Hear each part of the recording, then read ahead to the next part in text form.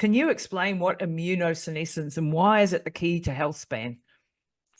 So exactly. I think when you look at all these different tests that we're doing that look at what your biologic age is, most of them are based on things like glycation end products. So there's glycan age, which looks like glycation.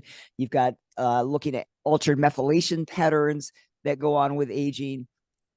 Really, all of these things, or we look at cellular autophagy that starts to go awry. All of those things still go back to the first thing that goes wrong is our immune surveillance fails. Because for anything else to go wrong, our immune system has to first not be on guard. Our immune systems are very astute at stopping cancer, at stopping viruses, at preventing ourselves from having all these bad things happen, changing methylation patterns. But our immune systems are pretty taxed. And this can start happening at a very young age.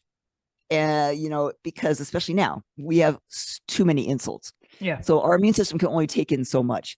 And if now I have, virus after virus, you have Epstein-Barr and CMV and every, cold virus and herpes viruses, everybody has had a herpes virus, because herpes simplex 1 or herpes simplex 2, and now COVID. If you look at the viral insults, many of these viruses, which don't ever go away, right? Epstein-Barr never goes away. Herpes viruses never go away. COVID likely never goes away. These are viruses that stay in our system. They stay contained. So our immune system has to work to keep these viruses under control. It's a lot of work for our immune system. And the more they have to do that, the more viruses they have to contain, the less available they're going to be to stop the cancer cell that's starting to circulate. So that increased inflammatory properties because of all these exposures to things. And then you've got the exposures to toxins too. So now the toxins that our body has to sort of react to, glyphosates, which are in, you guys not so bad as we are here in the US. Oh yeah, it's bad. It's bad.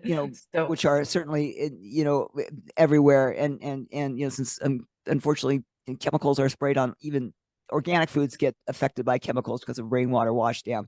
So we have those insults.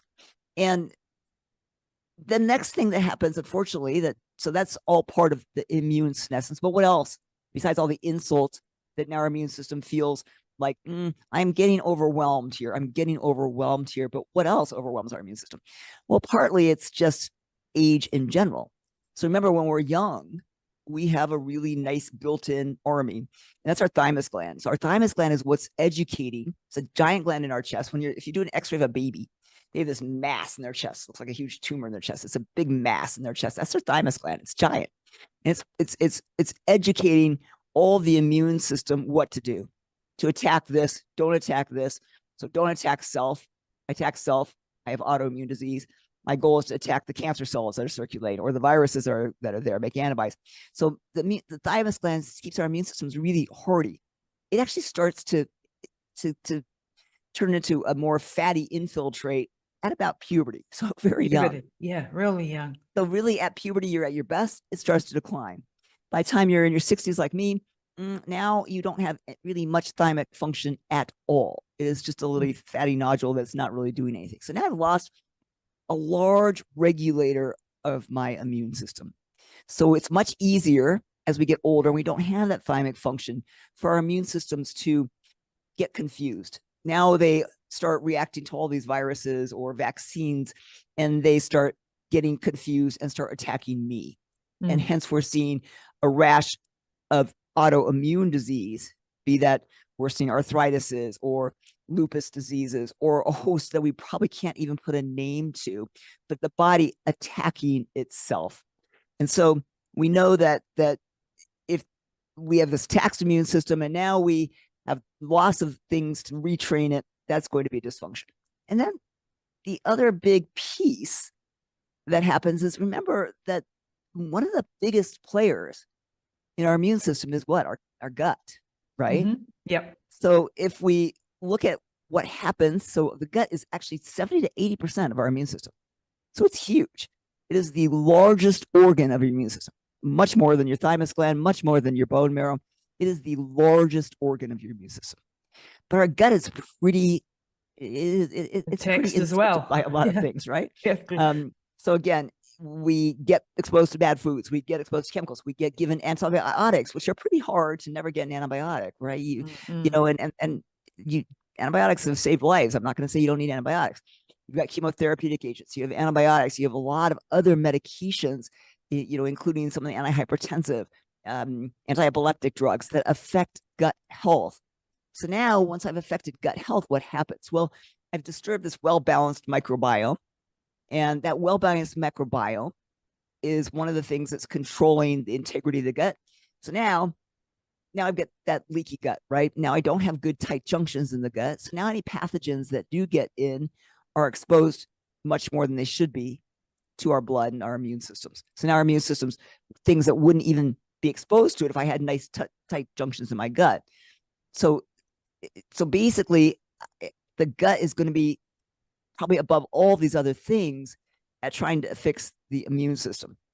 And so all those insults, you know, the longer I live, the more I've been exposed to things, the more antibiotics I've had, the more viruses I've had, the more my gut has been taxed by things, the more, you know, that I got some E. coli infection in my body, Yep. or parasite, exactly, or, you know, or mold exposure.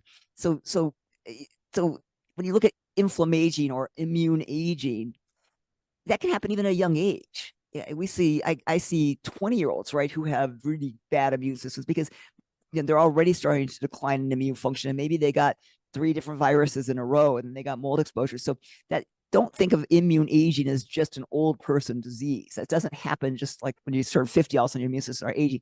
Your immune system really starts aging, you know, probably at puberty, maybe even earlier than that, right? We start getting some immune dysfunction going. But I would say at puberty, meaning, you know, at the age of 13, 15, you're starting to, you know, see the immune system suffer a little bit.